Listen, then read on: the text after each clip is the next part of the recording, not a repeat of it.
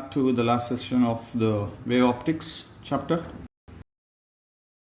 Recall all the topics that's done, and then we'll see more about the rest of the topics. Then at the end I will solve all questions which are given as well. So keep the homework ready. Now that I explained yesterday was first limit of resolution of the telescope, which is given by d theta is equal to 1.22 lambda by d, that's also equal to s by r. And I have explained from where we get that 1.22 lambda. It is because of and that we use this 1.22 lambda only for circular aperture. So because of the average value of d that we take for the circular aperture.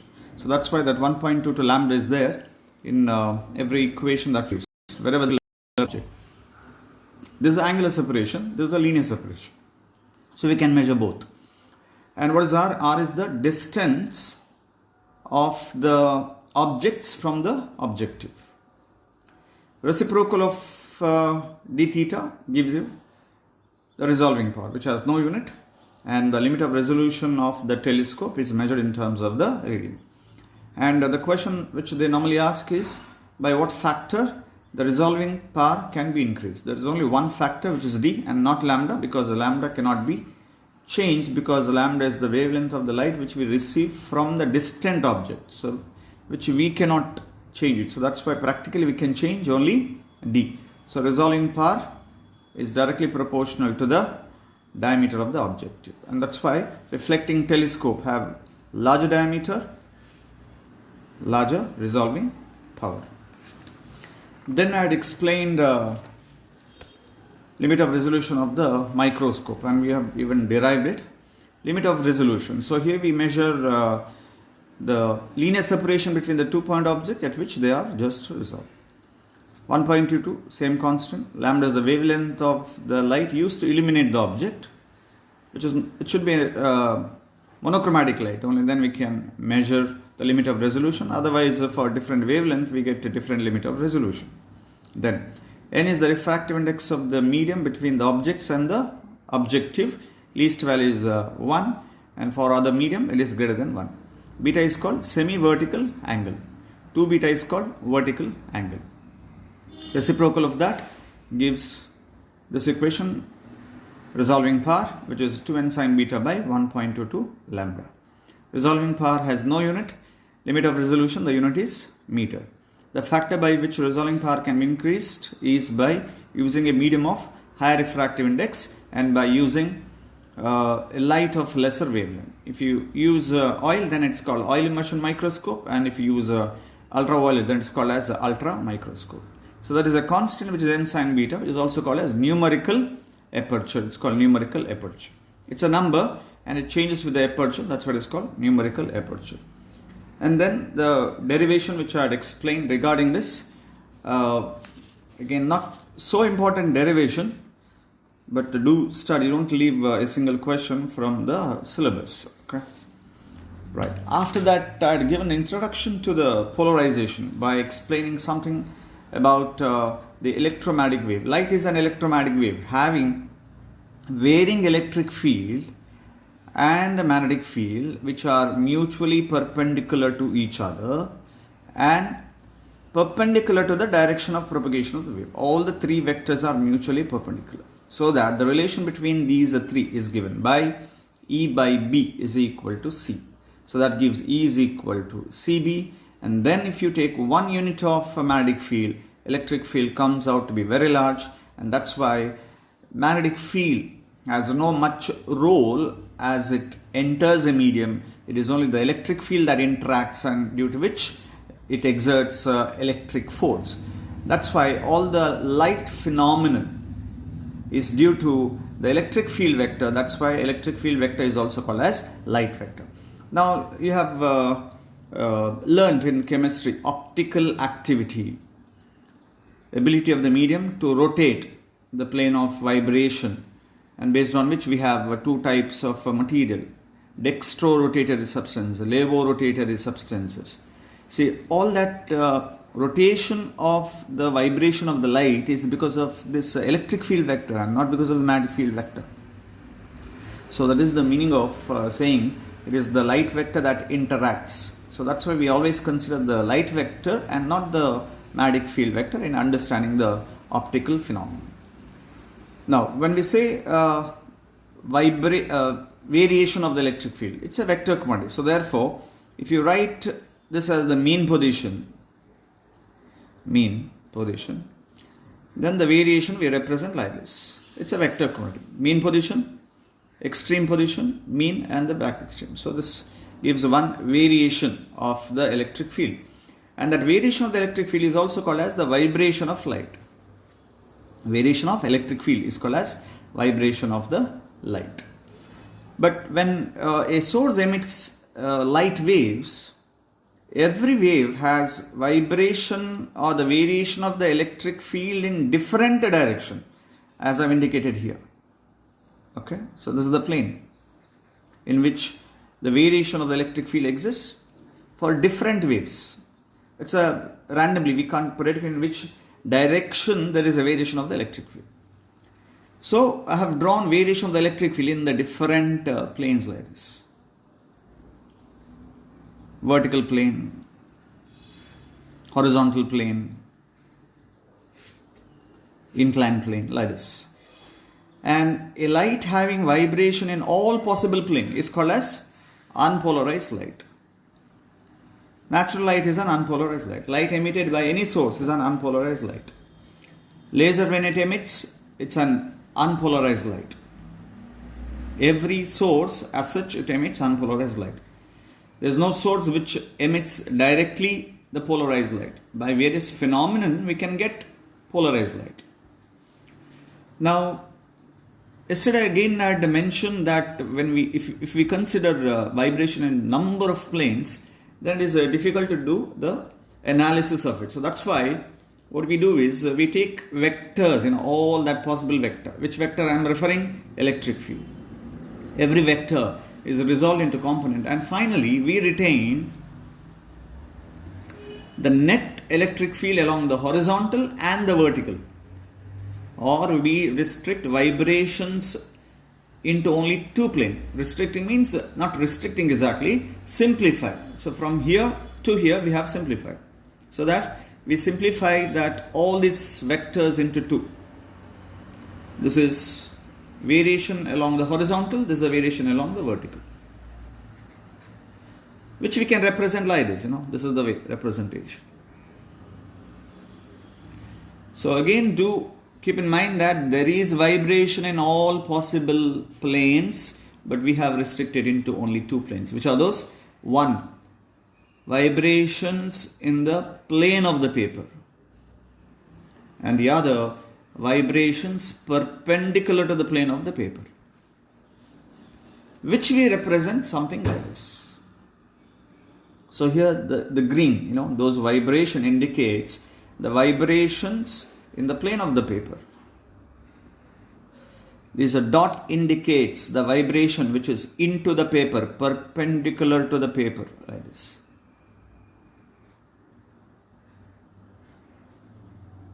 And this is the direction of propagation of the light. So this is the representation of unpolarized light. So here onwards, remember, whenever we want to draw unpolarized light, this is the diagram which we are going to use.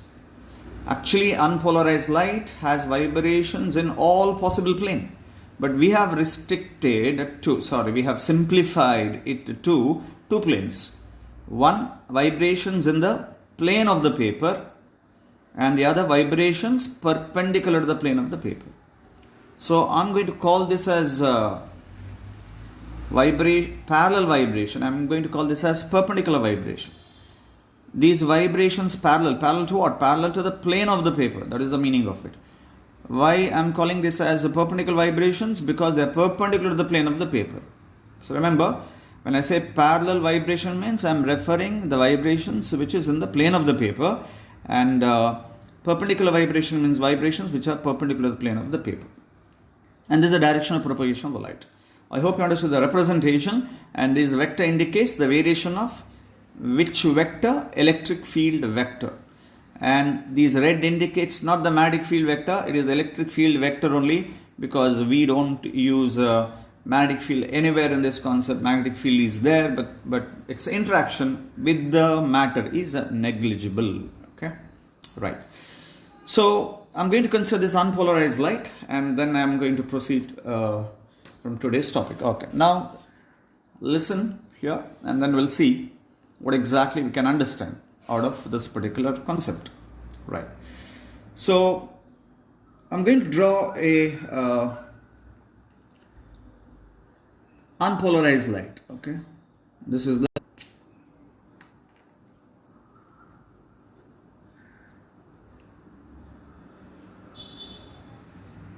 so these are the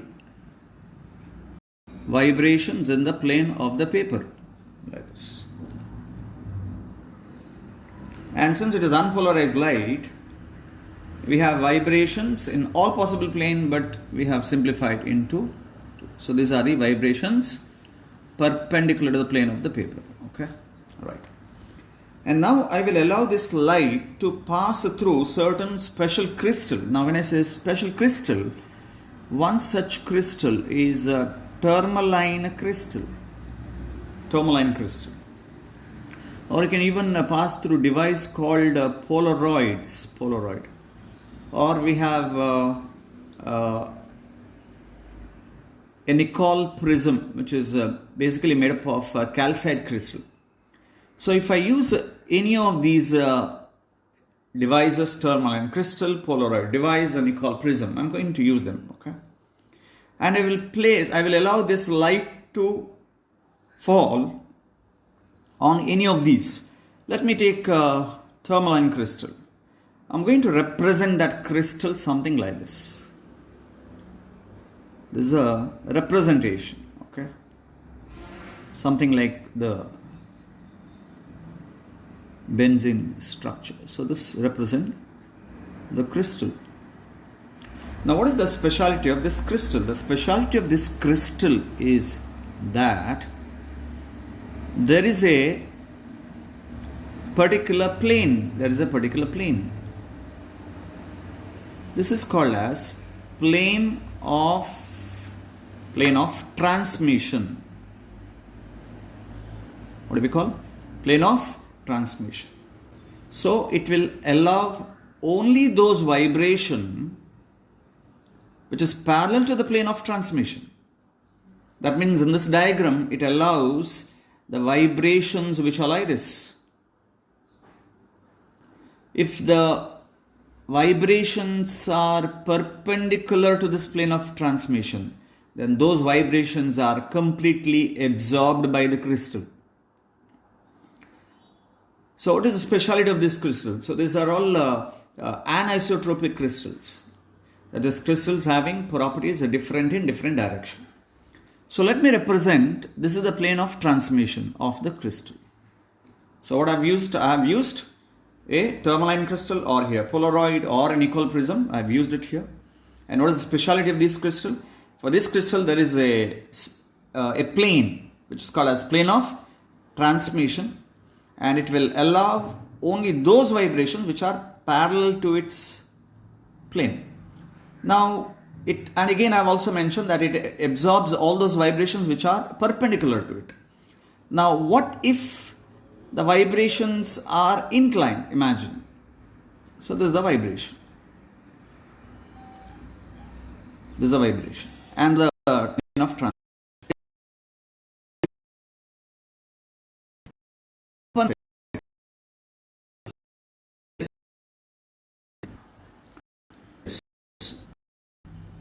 Right, that's E cos theta. So it will allow only those vibrations which are parallel to it, or component parallel to the vibration. Okay. Then why it absorbs? Look at this. This is a vibration. This is E.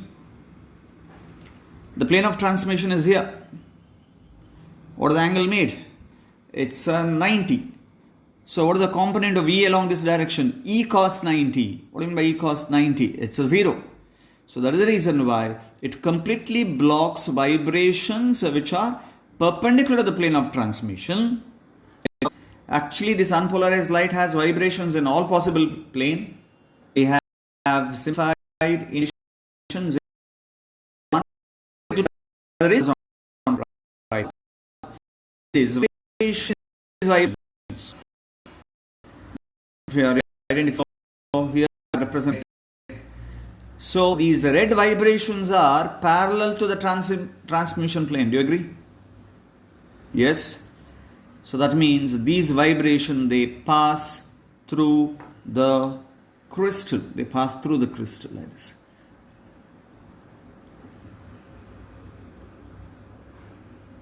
They pass through the crystal, so that the vibrations which I have to draw is only the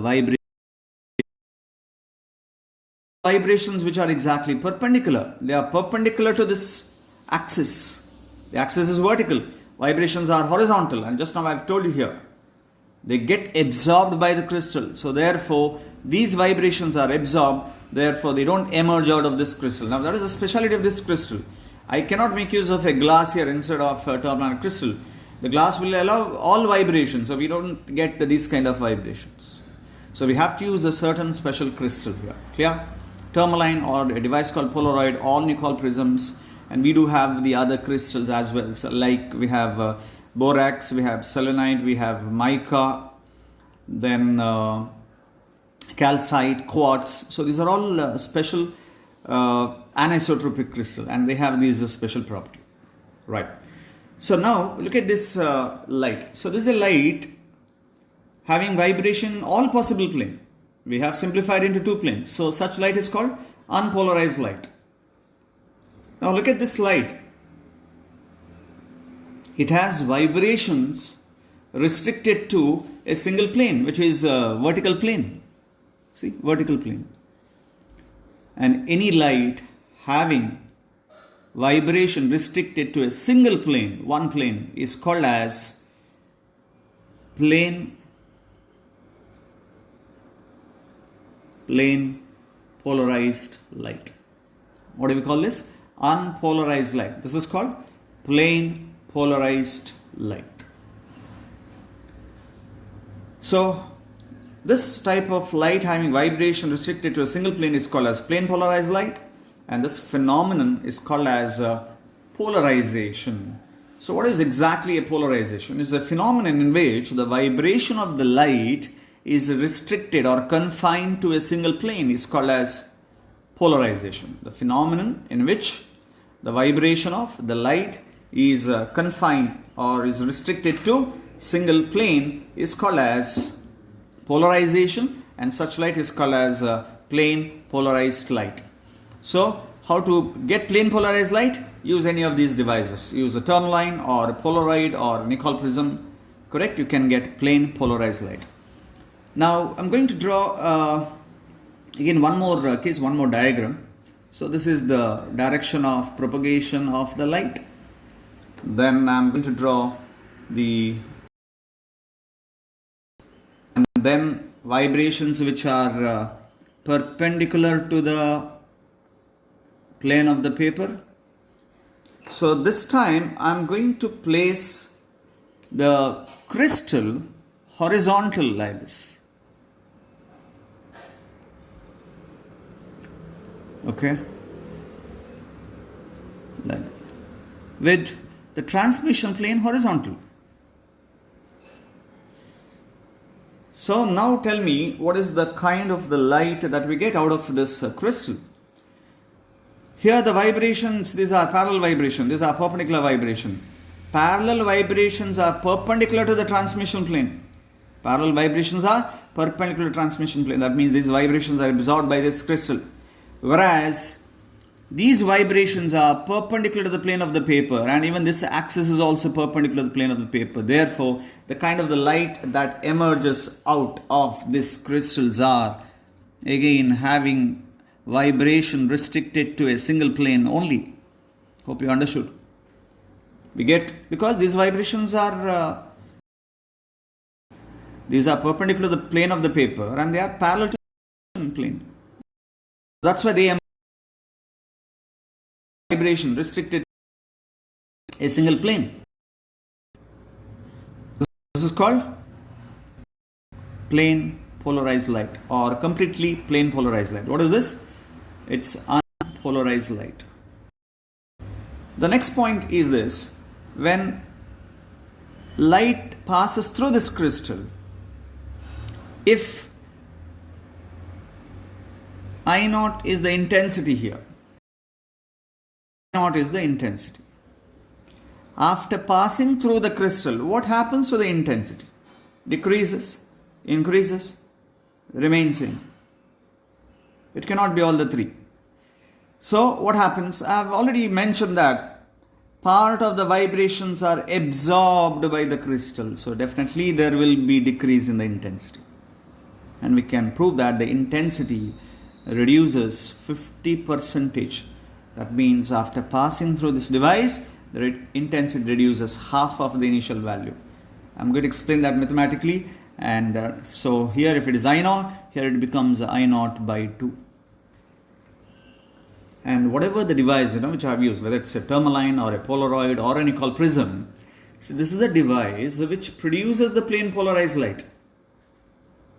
Correct? That's why this device is called as polarizer. So what is a polarizer? Any device, any of this crystal which produces the plane polarized light is called as a polarizer. So how to represent unpolarized light? This is a representation of the unpolarized light. And when you represent unpolarized light, do remember to mark that arrow is important for propagation. Your direction of propagation. Plane polarized light.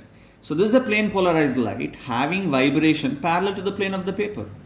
This is a plane polarized light having the vibration exist. So here, this is the plane, correct? Vertical plane in which the vibration exists. Here, what is the plane in which the vibration exists? The plane is horizontal here, like this. And these two planes are called as plane of vibration. What is plane of vibration? The plane in which the vibration of is called as plane of is in the plane of here vibration is perpendicular to the plane of the paper. Then we do have a plane in which no vibration exists. For example, if a vector is vertical, if the vector is in the vertical direction, what is its component along the horizontal? It's a 0. If vector is E cos 90 is 0. So similarly here, if the vibrations are restricted to the vertical plane, then in which plane there is no vibration exist? It is exactly the horizontal plane. We are able to understand the diagram. Here, the plane of vibration is horizontal, so which is the plane in which the vibrations are missing? It is the vertical plane. Therefore, these planes, the one which I have drawn in green, the plane in which no vibration occurs is called as a plane of polarization. So we have two planes here. Which are the two planes? One, plane of vibration, and the other is plane of polarization. What is plane of vibration? In which the vibration exists is called as plane of vibration. Here it is in the horizontal plane. The plane in which no vibration occurs is called as a plane of polarization, which is horizontal in this diagram. And the plane in which the no vibration occurs is called as plane of polarization, which is vertical in this particular diagram. So, hope you understood a bit about the polarization. So, what is the polarization? Phenomenon in which the vibration of the light is restricted to a single plane. Remember, the polarized light is decided by in how many planes the vibration occurs, not how much intensity comes. Let the intensity be 50%, it can be 20%, 5%, 15%, any percentage. That is not the basis. Intensity is not the basis on which the polarization is decided. The polarization is purely based on in how many planes the vibration occurs. If the vibration of the light exists of plane polarized light. In this case, what is 2? I naught reduced to I naught by 2. Okay? Right. So hope you understood the polarizer. Okay? Alright. So let me quickly explain here what happens is, in a different manner. So draw the direction of propagation of the light.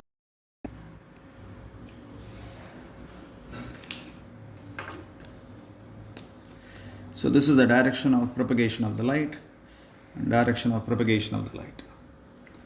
Then I'm going to draw the vibrations in the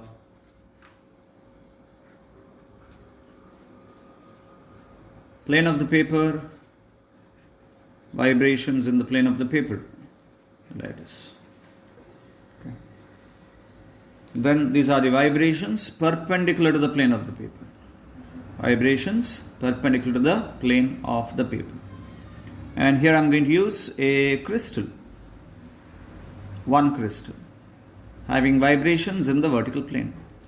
Again, the same crystal, like this, in the vibrations plane, like this. Now, what kind of light emerges out of this crystal? So, obviously here the parallel vibrations are parallel to this transmission plane and they do emerge out of it. So, we get a plane polarized light. Correct? So, here also the same thing, plane polarized light.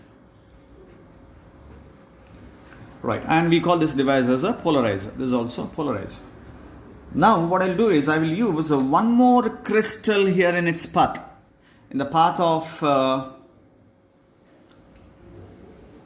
plane polarized light. So this is unpolarized light. This is unpolarized light. This is plane polarized light. So I'm going to use one crystal. Yeah.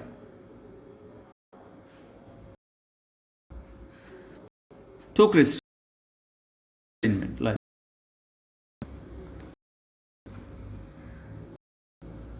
Now look at this path here. So plane polarized light. Here the vibration of the plane polarized light is parallel to the plane of the transmission here, correct? They are parallel. So what happens to the light emerging out of it? So definitely as these vibrations are parallel to it, without any loss, they emerge out of this. And polarized light. What about this? This is also plane polarized light. What is the intensity? What is the intensity on passing through the polarizer? I've told you it reduces to 50 I naught by 2. And now what is the intensity? Is it less than I naught by 2? No, it is I naught by only. There's no absorption involved in this particular case. Are you clear? So, plane polarized light, which is I naught by 2, its intensity still remains I naught by 2, and this will still remain plane polarized light because all these vibrations are parallel to its transmission plane. There is no vibration left here to absorb by this particular crystal. Understood? Okay. So let me take the next case, next situation where I am going to place the crystal perpendicular. Okay. Now what is the amount of the light coming out of this particular crystal? Look at this. Vibrations are in the plane of the paper, but the transmission plane is exactly perpendicular. Now what happens? All this light are absorbed by the crystal. All this light is completely absorbed, so that the intensity here becomes 0. So here it is I naught. Here it I naught by 2, and then that reduces to 0 on passing through this crystal. Now this is the crystal which detects what type of light is this. It detects. How it detects? Look at this crystal. By placing the two crystals such a way that if their transmission planes are parallel, we get maximum intensity. If their transmission planes are perpendicular, then minimum intensity. There is a variation in the intensity takes place by rotating the second crystal. If there is a variation in the intensity from 0 to maximum, that is this value, then the light falling on it has to be a plane polarized light. That is how the second crystal detects the existence of the plane polarized light. This is the one which produces the plane polarized light. The second one, even though the device is same, I have not used some other device. I have used both are tourmaline or both are McCall prism or both are polarites. Devices are same, but their job is different. So here the first one produces plane polarized light, the second one detects the plane polarized light. That's why, or it analyzes the plane polarized light. That's why it is called analyzer. So by nature, based on, we call them polarizer and analyzer. I can interchange this. I can bring this here, this device, and this I can here. And moment I bring this here, this becomes a polarizer. The first one is always the polarizer. The second one is always the analyzer. Okay. So when polarizer and analyzer are parallel, we get maximum intensity. When polarizer and analyzer are perpendicular, we use the word crossed. When polarizer and analyzer are perpendicular, or when they are crossed, when they are, see, they are transmission planes. That's why you say the intensity is 0. So this is how we can verify the existence of plane polarized light by of the analyzer. Okay. So I'm going to demonstrate that with the help of two devices. I have devices here. So two devices. So one I'll use it as a polarizer and the other I will use it as analyzer. Okay. Right. Just by looking at this two, you can find out. Now just look at the two. Now they are parallel actually. I've placed them parallel. Okay. Like this. Right. Let me place one above the other. So they are placed parallel. Now I will rotate it like this and just look at the moment they overlap, the color changes. Look at this, they become dark. See now again. See now parallel. You can see the content below, I believe.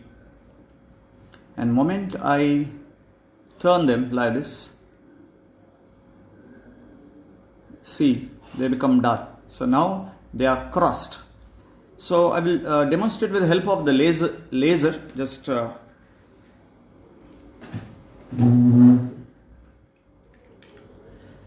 see here we have two polarites actually, or they are the devices. Now they are parallel. I will allow the light to pass through it and you get to see the light. See on the other side here you get to see, because now the intensity is maximum. Intensity is maximum. Now the laser placing them I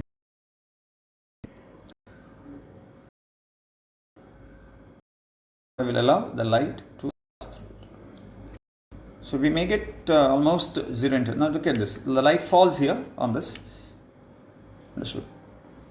And look at, there is no light emerging out of it.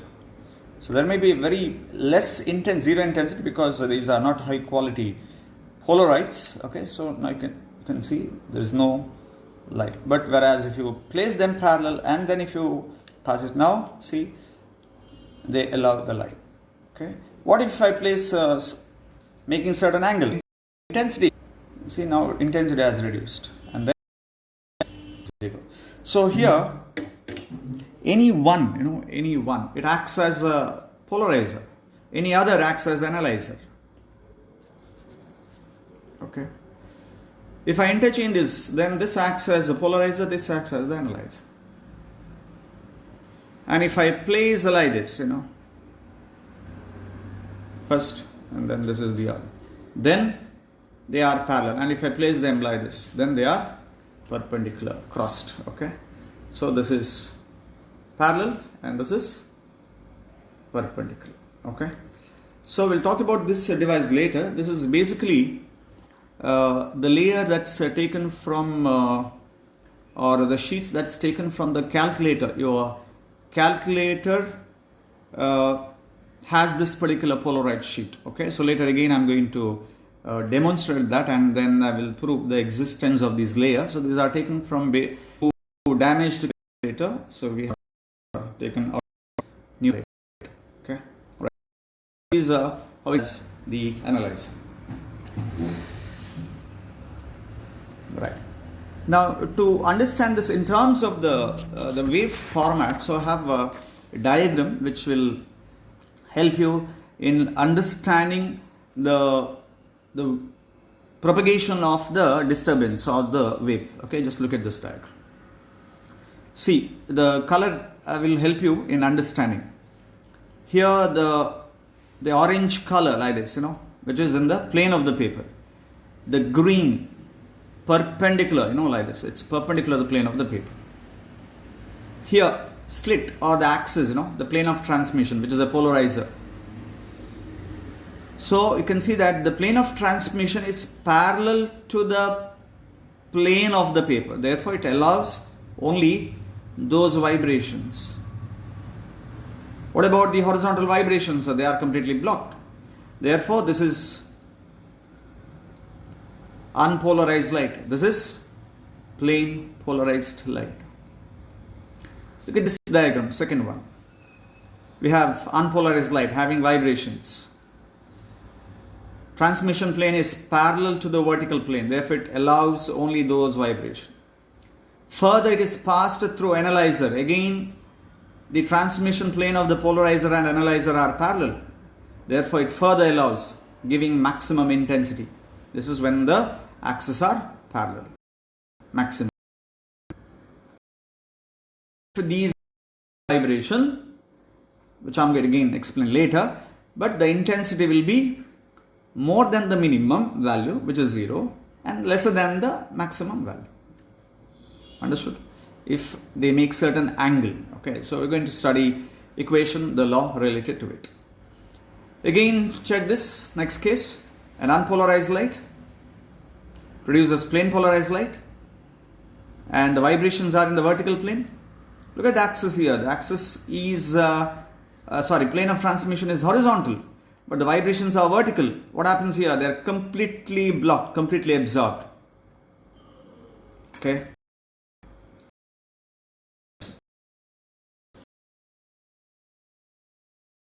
They are parallel. And this is by using a single. If I use a single Polaroid, then I'll get like this. Okay. So what is the intensity here? This is I. Half of it, I by 2. I by 2. I by 2. I by 2, 0. Clear? Okay. So this is about the way the polarization takes place.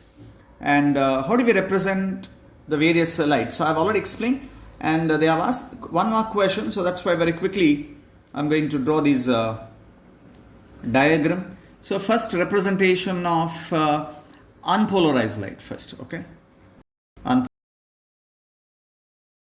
This direction of you write always, and then the vibrations. Vibrations. The paper polarized light. So how about plane polarized light? For plane polarized light,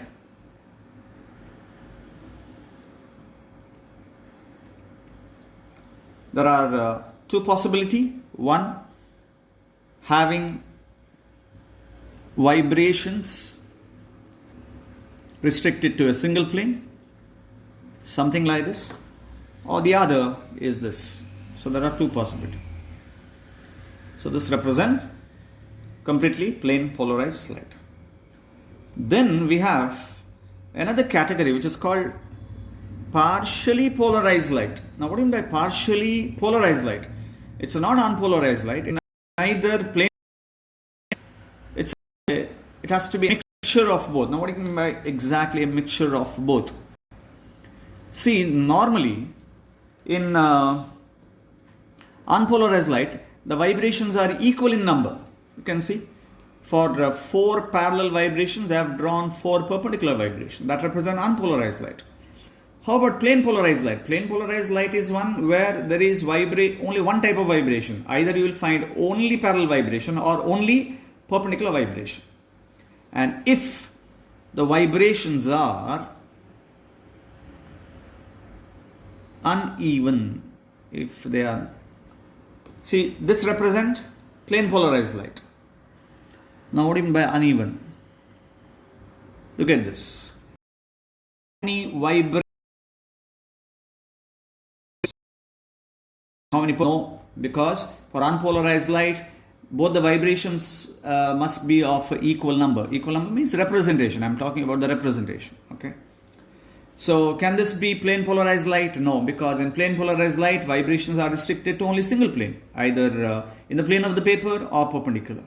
So therefore, it's intermediate between these two. So that's why such light is called as partially polarized light. And in certain cases, we do get the partially polarized light as well. Okay. So that this and they may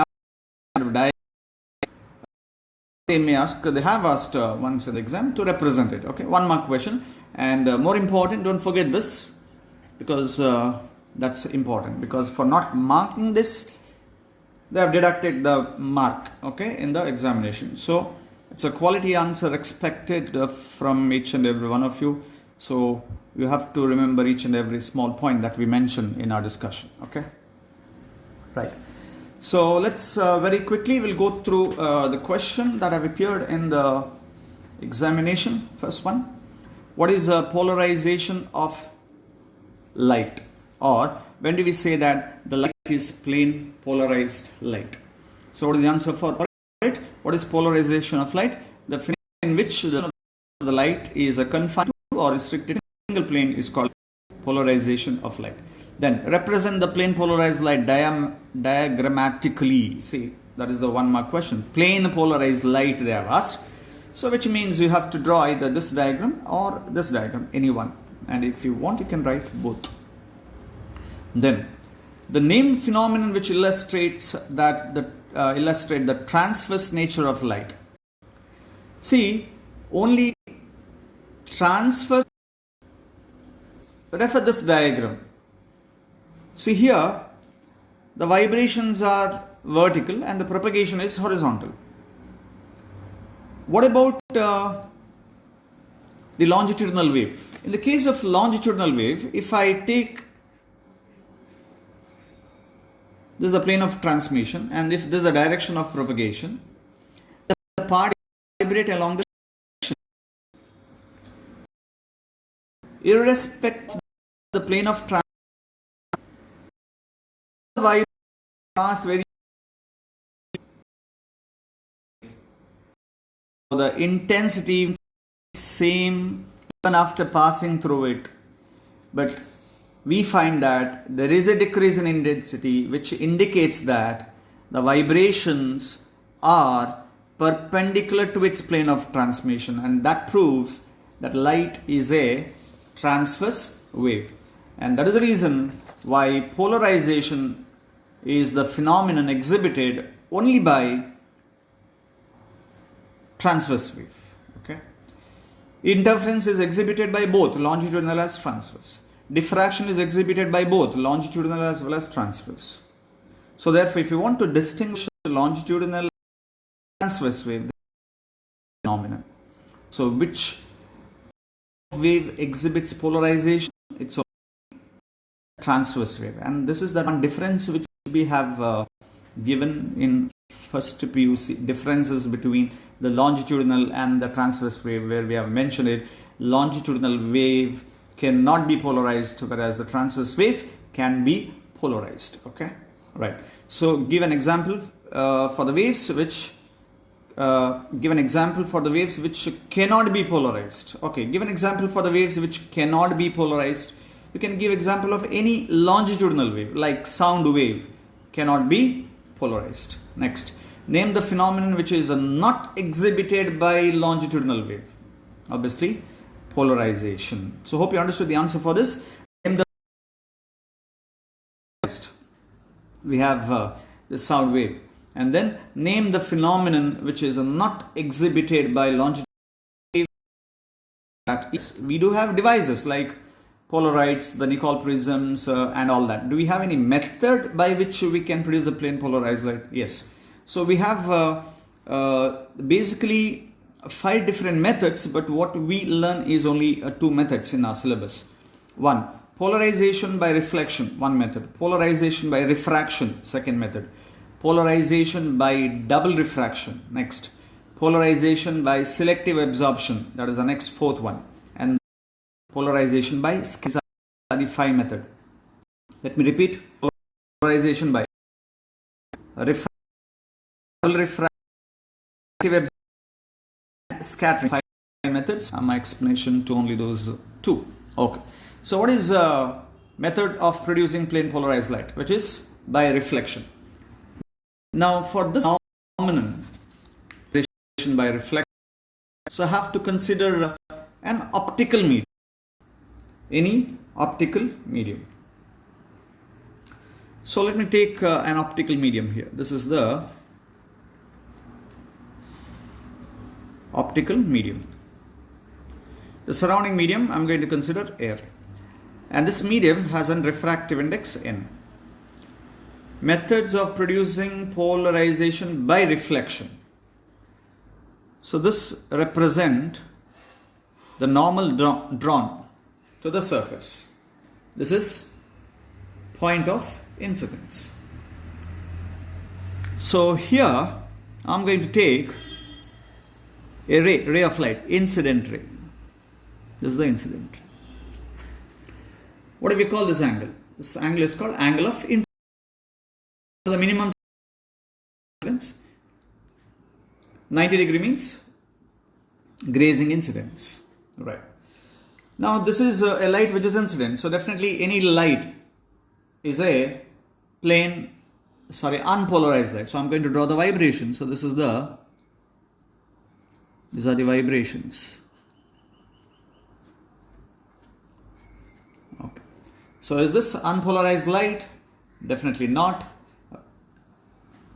Only if I draw the perpendicular vibration, so this becomes unpolarized light. Okay. So in unpolarized light, both the vibration, that is perpendicular vibration, as well as parallel vibration, these vibration. Okay. They are equal in terms of the percentage. So that's why I'm going to just assign here. Both are 100%. Okay. Equal in number. Right. Now, whenever the rays are incident, they are incident at a particular angle, and we call that angle as angle of incidence. So this is I. So what happens? Part of it get reflected and the rest is refracted, and that's what I'm going to draw right now. So this is the reflected light. Here it is. This is reflected light.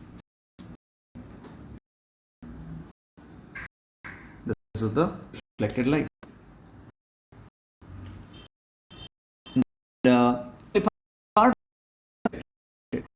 Major portions get refracted here like this. And how it's get refracted? The ray travels from air to glass. If I consider, then the bending will be always towards the normal. It will be like this.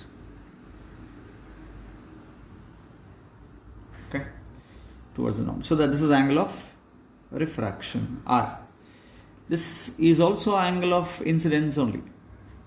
This is actually angle of reflection, but they are equal. Angle of incidence and angle of reflection, both are equal. Okay. So we get reflected and we get refracted ray. Right. Now look at this method. Our method is polarization by reflection. And what we find that whenever we get reflected ray, this reflected ray becomes completely plane polarized for a particular angle of incidence. Let's consider you start from 0 degree. Okay. The rays retraces the path back, normal incidence. And then increase the angle, 1 degree, 2 degree, 3 degree. So we get both reflected as well as refracted ray.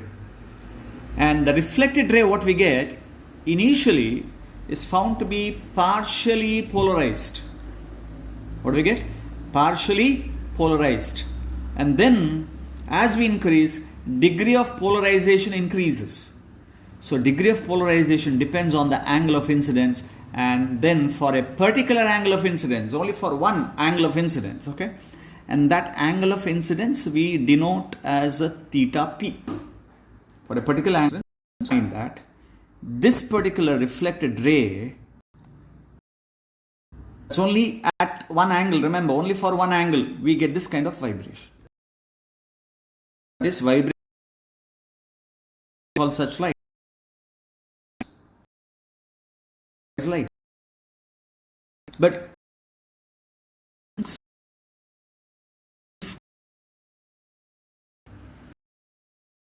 how much? Only, even if it is, still we call it as a plane, because I've already told you plane polarized light is by the plane of how many planes the vibrations are restricted. Here the vibrations are restricted to a single plane.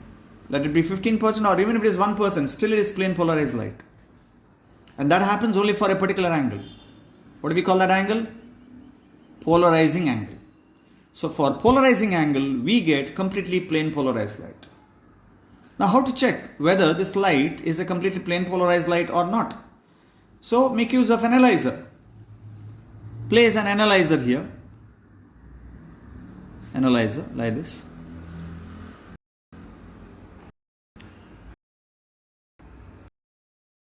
If, what is the intensity we get? We get 0. So which clearly indicates that this light becomes plane polarized light. And remember, the degree of polarization here depends on the angle of incidence, and there is a particular angle. So if the angle of incidence is lesser than polarizing angle, then this will be a partially polarized light.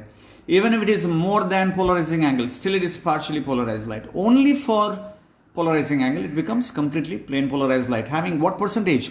Only 15% of the vibration. Right. Now tell me, if the 15% of this perpendicular vibrations are here, where do we get the rest of the 85% that reaches here? So the perpendicular vibrations here are only 85%. Now, what about the vibrations which are parallel? And all this parallel vibration reaches here. Here means which ray? In the reflected ray. So here both are equal proportion, 100% plane polarized light. Here the vibration is restricted to this is plane polarized light. But having vibrations only how much? 15%.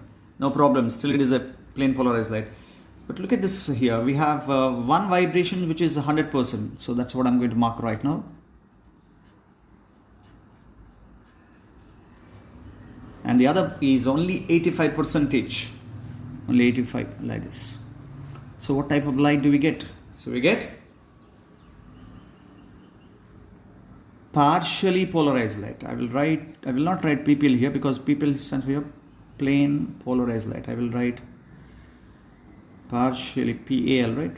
PAPPL. Partially polarized light. So this is how we get plane polarized light by the method of reflection. And what is observed in this arrangement is that whenever we get completely plane polarized light, the reflected ray and refracted ray are perpendicular to each other. Now this is the study observation made by Brewster. Brewstr, Brewster. That is when the ray is incident at an polarizing angle. Now if this is 90 degree, that means what is the sum of I plus R? What is I plus R is equal to I, this is 90 degree, so sum of these two angles must be equal to 90. So I plus R must be equal to 90 degree. And at the polarizing angle, and we get completely plane polarized light. Theta P plus R is equal to 90 degree. This is one of the equations. Then we know Snell's law. N is equal to sin I by sin R. That is sin. What is I? I is theta P, sin theta P. By, what is R from here? 90 minus theta P. Sin of 90 minus theta P. Correct? N is equal to sin theta P by, what is sin 90 minus theta P? That is a cos theta P.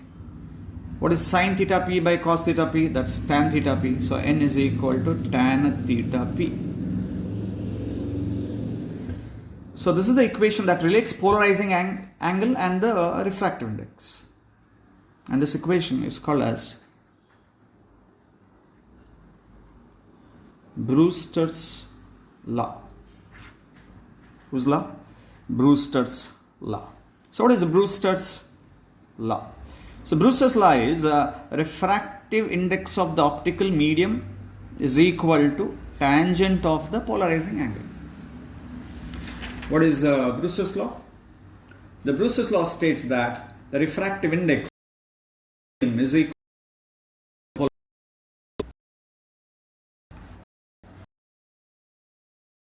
degree. That means in the case of glass, if you want to produce plane polarized light, allow the ray to incident at an angle of how much? 57 degree, and you will find the reflected ray becomes a completely plane polarized. So this is the method of reflection, and now it's time to make a note of two important equations. One is this. All of you get ready to write the equation. So I hope you understood the method of reflection. So first, write this equation.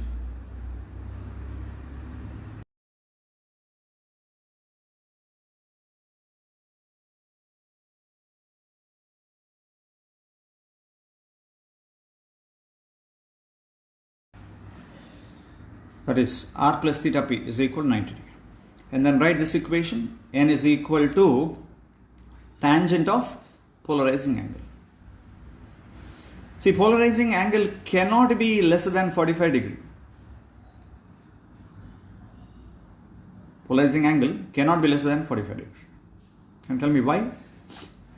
Because if theta P is less than 45 degree, N becomes less than 1.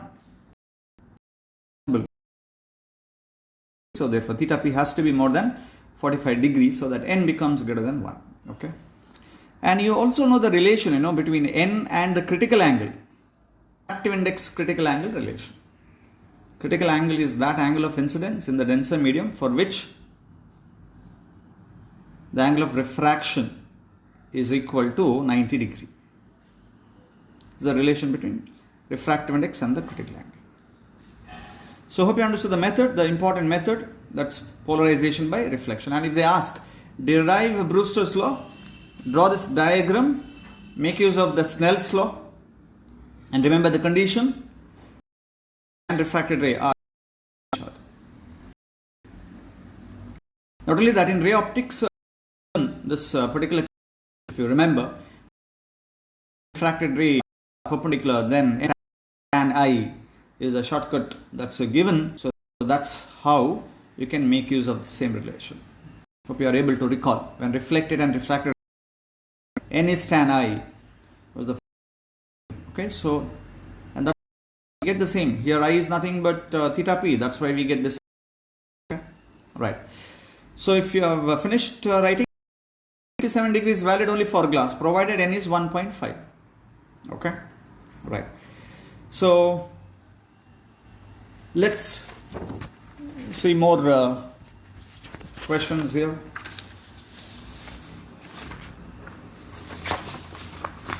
Yes, so go and try to answer these questions, all the 7.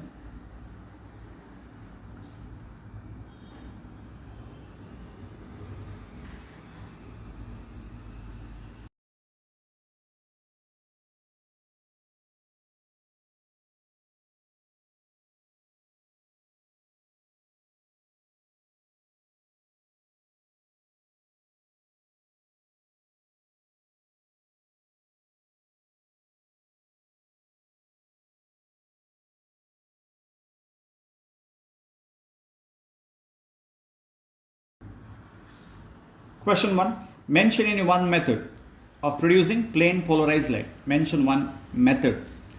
So polarization by reflection is the answer. That is the question asked in the board examination. The other method, which is part of our syllabus, I have told you, polarization by scattering, that I am going to explain. So these are the 2 methods, but we do have the other 3 methods. Polarization by refraction, double refraction, and selective absorptions are the other 3 methods. Okay. Next, second one. A ray of light is incident at polarizing angle. What is the angle between the reflected ray and refracted ray? So what is the angle? It is 90 degree. Next question. What is Brewster's angle? It is the angle of incidence at which the reflected ray becomes completely plane polarized. Or you can even give the answer like this. Brewster angle is the angle of incidence at which the reflected ray and refracted ray becomes perpendicular. Next. State and arrive Brewster's law in polarization. See, state and arrive. 1 plus 4. 1 mark for the statement and 4 marks for it's a 5 marks question. So what is statement? N is equal to tan theta p is the formula. So what is the statement? The refractive index of the optical medium is equal to tangent of the polarizing angle. And then with the proper diagram, derive that particular equation. Then, for which angle of incidence the reflected ray is completely polarized? They have asked which angle. So it's a question from the exam. So you have to write this angle, polarizing angle. Then, does polarizing angle depend on the wavelength of the incident light? So what do you think? The equation N is equal to tan theta p. So moment there is a refractive index, the variation is inverse. Yes, the answer is S to this, because N depends on the color of the light. So that's why the answer is yes. Does the polarizing angle depend on the wavelength of light? Yes, it depends. Then, for which color of light polarizing angle for a medium is the least? See the variation. Tan theta p. Inverse. So for which color of light polarizing angle medium is least? So theta p is least when lambda is highest. And for which color it is a maximum? It is a red color. It's a maximum. Okay. So we have one AC question that's left. So we are going to complete that right now. So please see the statement.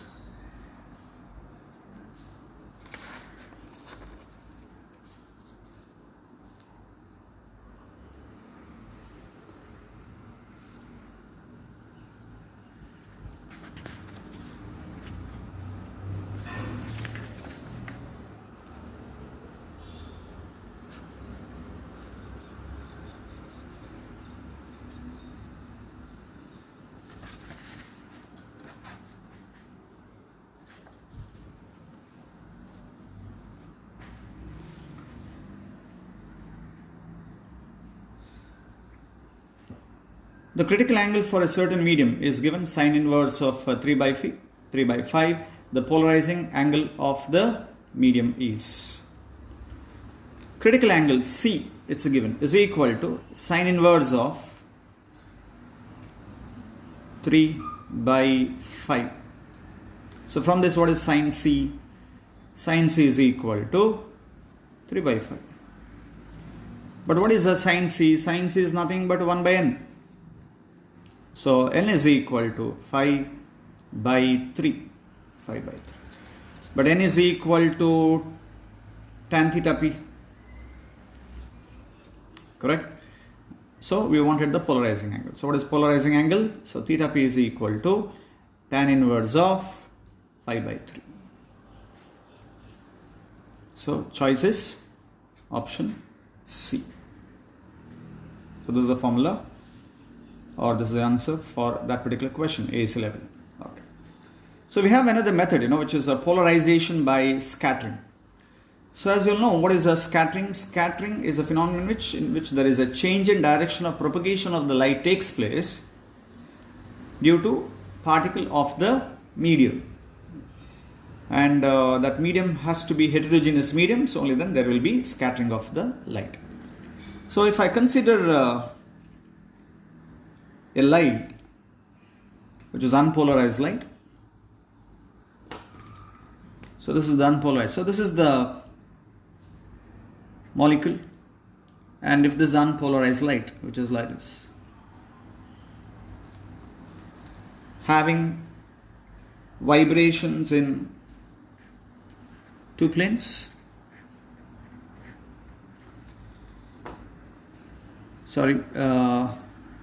it has vibrations in all possible planes, but we are minimizing into two planes. Okay. Now if this is the unpolarized light, and if it falls on the molecule, the light gets scattered in all possible directions. And when it is scattered in all possible direction, I'm going to write two perpendicular directions. So which are those two perpendicular directions? One, we can write if that. So it's found that during scattering of light, the light which is scattered in a perpendicular direction, very important, the light which is scattered perpendicular to the incident light is found to be completely plane polarized. So this is perpendicular. So here this is perpendicular. This is perpendicular. This is perpendicular. So whatever light that we get, because the light is incident along x-axis, and these lights are along the z-axis and y-axis, which are perpendicular to the x-axis. So therefore, in polarization by scattering, only if the scattered light is perpendicular to the incident light, only those are completely plane polarized. And rest, in all other direction, we get either partially polarized light. So now tell me, look at this here. If this is the direction of propagation, which is along the z-axis, in this case, the vibration, this vibrations,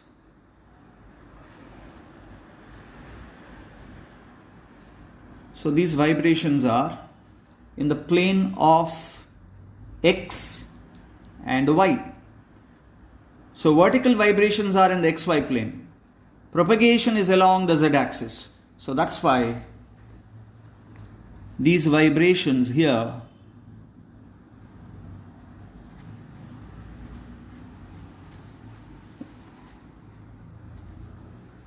reach the z-axis. So this is how we get.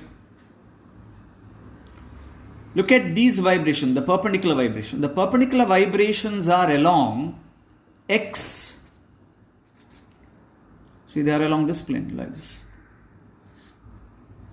Perpendicular vibrations are along perpendicular, right, like this. They are along x z plane, and those vibration reaches the y axis. It's like this.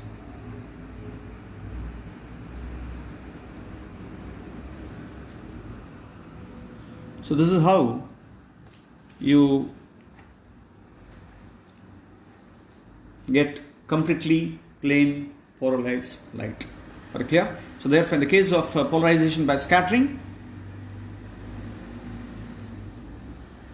the scattered light in a direction perpendicular to the incident light is completely plane polarized. So this is that second method, polarization by scattering. Then I've told you about variation in the intensity of the light. That variation of the light explained a law called as the Malus law. So to explain this Malus law, let me draw a diagram first. So I'm going to consider a polarizer. This is the polarizer. This is the plane of transmission of the polarizer.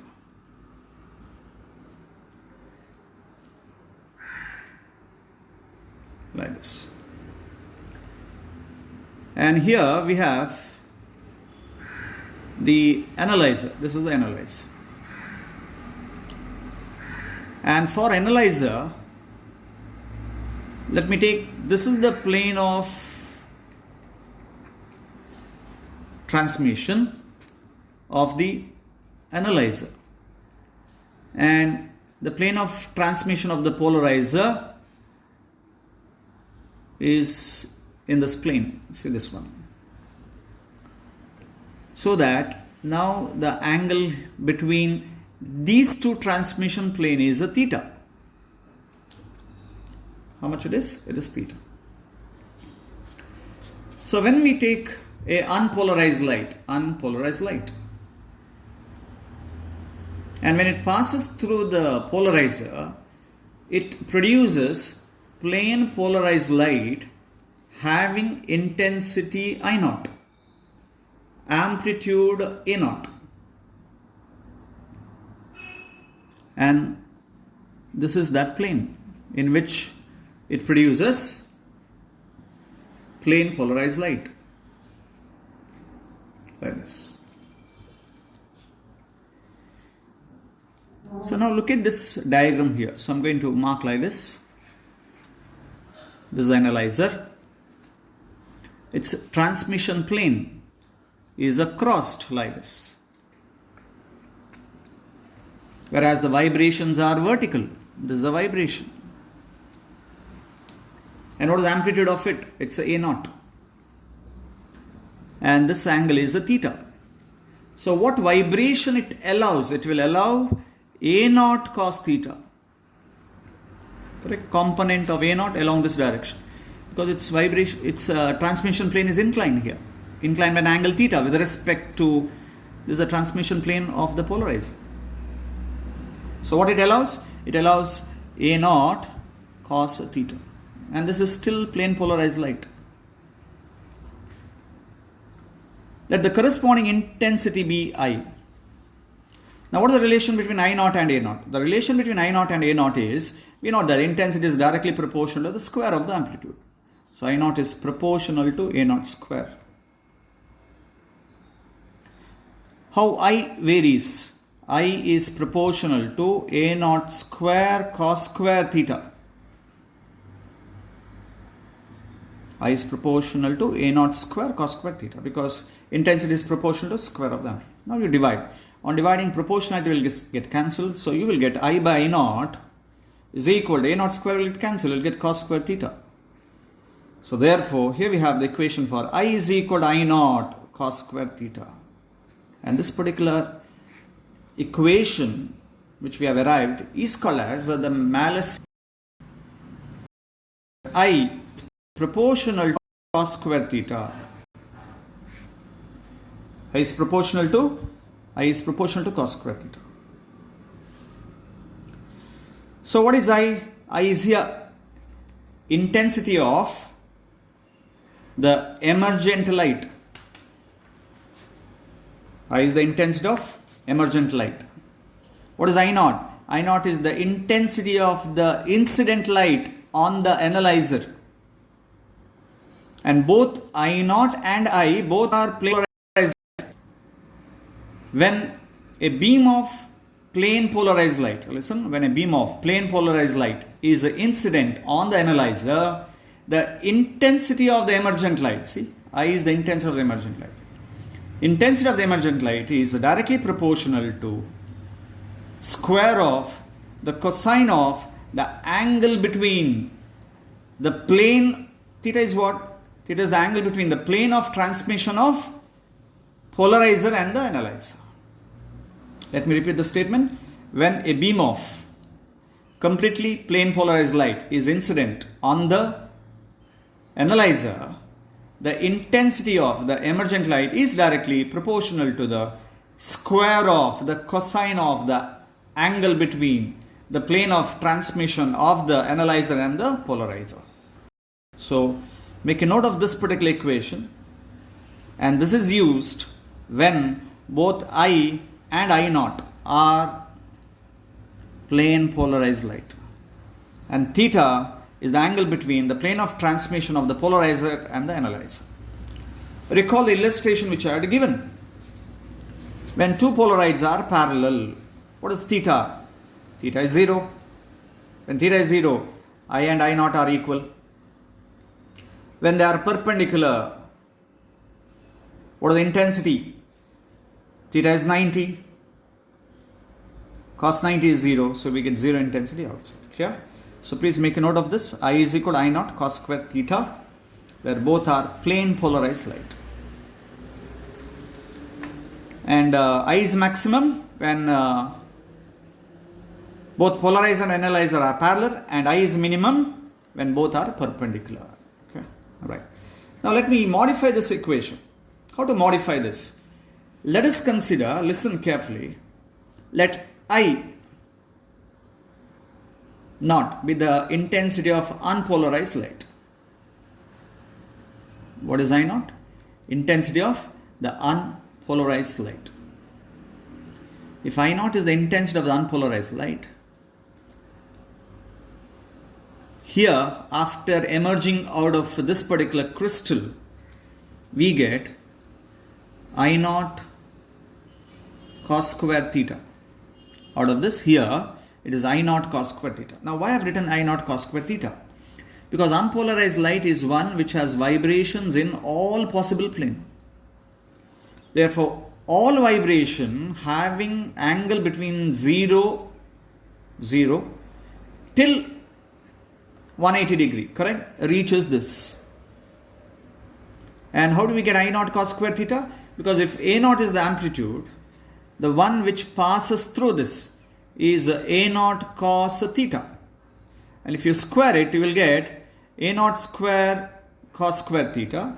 And this A naught square here is proportional to I naught. And that's how we get I naught cos square theta. But since theta varies from 0 to 180 degree, I'm going to take the average of it. And what is the average of cos square theta? It is half. And that's why the intensity reduces to I naught by 2. And this is what I told at the beginning.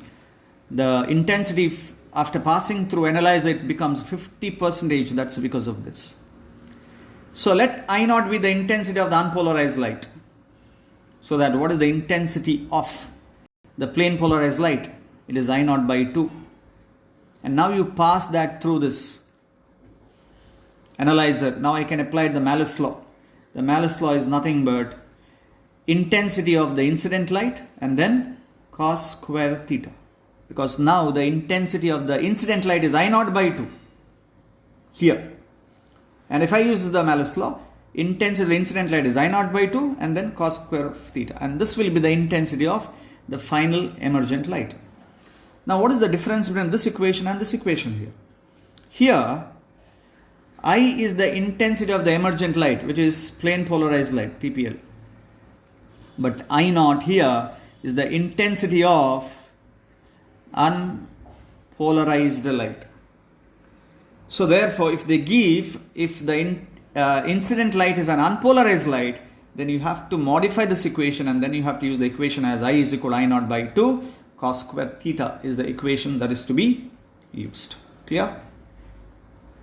And I is equal to I naught cos square theta is the equation to be used when I and I both are right.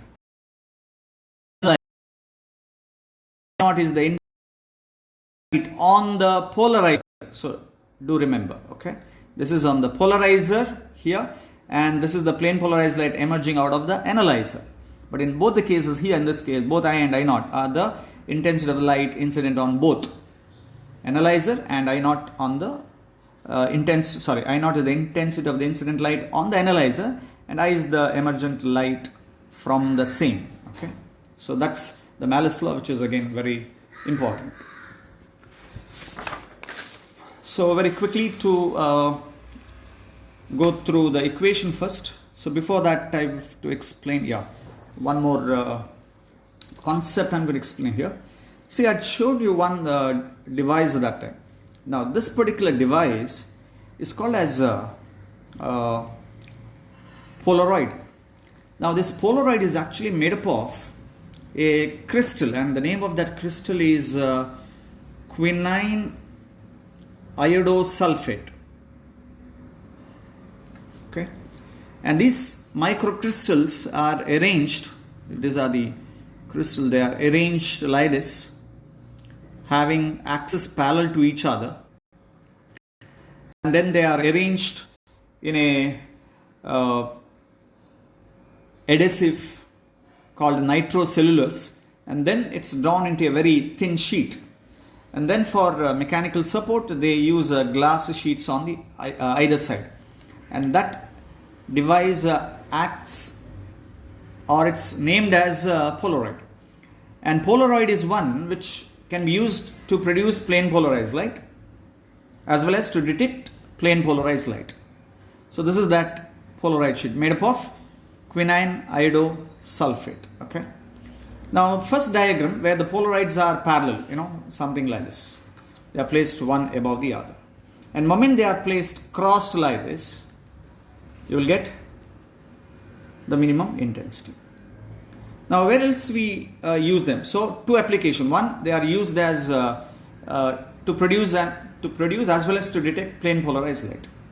The other, they are used in Polaroid sunglasses as well as to view three-dimensional movies. So this is a 3D glass. This is Polaroid sunglasses. Okay. See here, this is the ordinary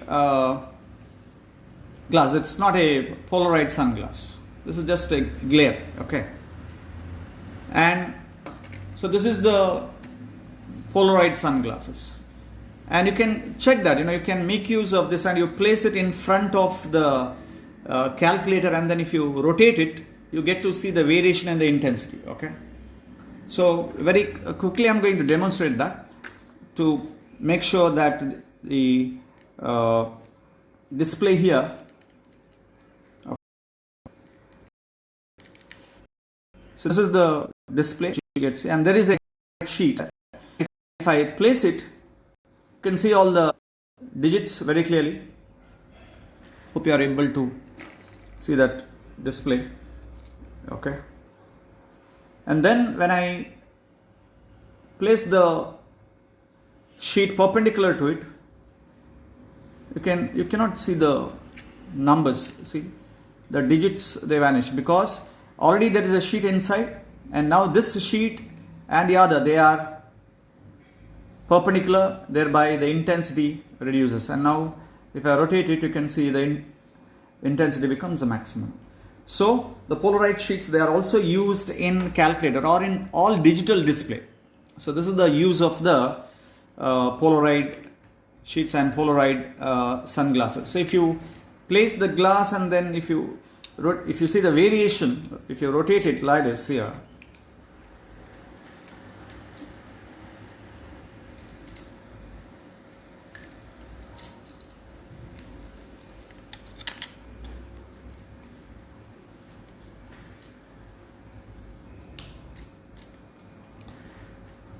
okay, if you see the variation, you can see that I need some light display on the glass only, then we can demonstrate. So if you see the variation, okay, so the intensity varies if you rotate it by 180 degree, and we can prove that the variation in intensity indicates that this particular glass is a Polaroid glass.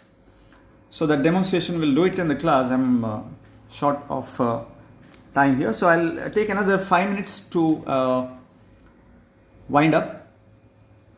So these are the 5 applications. One, they are used as a polarizer analyzer. They are used in Polaroid sunglasses. They are used in 3D glasses. Then they are also used in calculator or all in digital display. Then are also used, that tinted glasses, which are used in the vehicles or in the train. They are also Polaroid sheets. Basically, the use of the Polaroid sheet is the glare, in all this device, in the glasses, to reduce the intensity. It reduces the intensity by certain factor depending on those transmission plane. Okay, right. Then so let me complete to one of the so the question they have asked in the exam mentioned 3 applications of the Polaroid. Then state and explain Malus law, which I have explained. Write the formula for the Malus law. And when you write the formula, you have to write I is equal to I naught cos square theta. The one which you have to use it. Okay, they're both I and I are intensity of plane polarized light. If the incident light is unpolarized light, then use the equation I is I naught cos square. Okay, right. Of the last AS level question which is remaining. Look at here. It's given that an unpolarized light is incident on a system of 2 crossed polarides A and B. So there is A and there is B. A and B.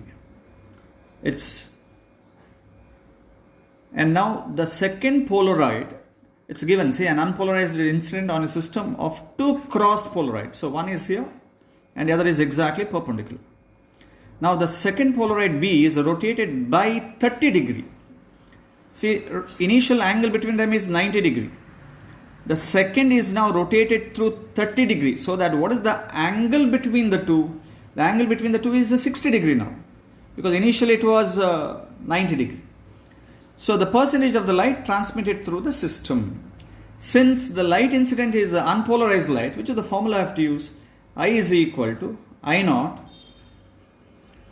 cos square theta. Sorry. I is equal to I naught by 2 cos square theta. So I naught by 2 cos 60. That's half. Square of it 1/4. So we get I naught by 8. So they have asked the percentage of the light transmitted through the system. So therefore the percentage is I is equal to I naught by 8 into multiply by 100. Comes out 12.5% of the I naught. So therefore the answer is 12.5%. Okay, right. Now regarding those numericals, have already have the solution. So at least make a note of the answers of these problems so that you can verify. So one of the answer is question 5.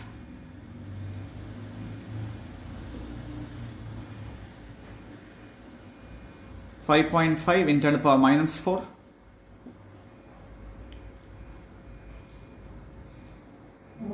The second option. That's question number 5. Then question number 6. Question number 6.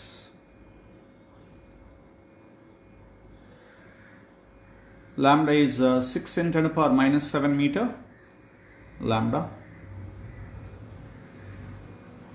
And beta is 2.143 in 10 to the power minus 3.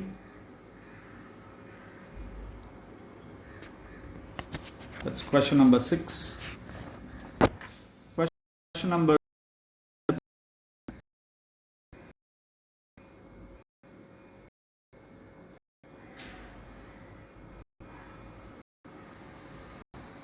the question is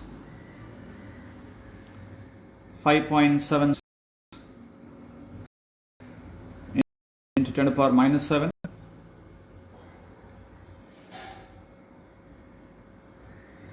And the other option is 1.62 into 10 to the power minus 3. Make a note of the answer and then you can solve them. And then the last two sums, one is 11 sum, which is 1.625 into 10 power minus 3 meter.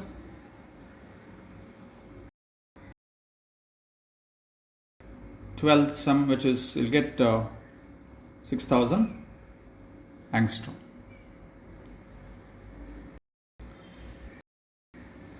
Yeah, so if you have any doubts, please use of the email ID to clarify.